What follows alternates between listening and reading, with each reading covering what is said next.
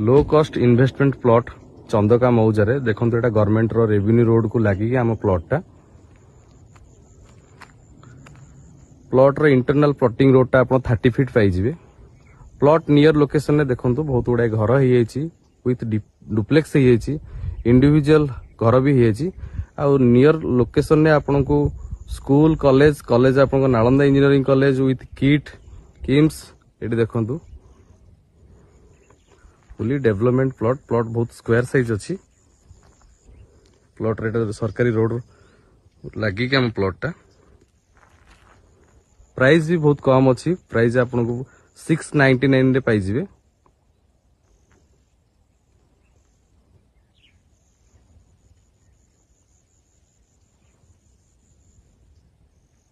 जदि इंटरेस्टेड अच्छा कांटेक्ट करंतु।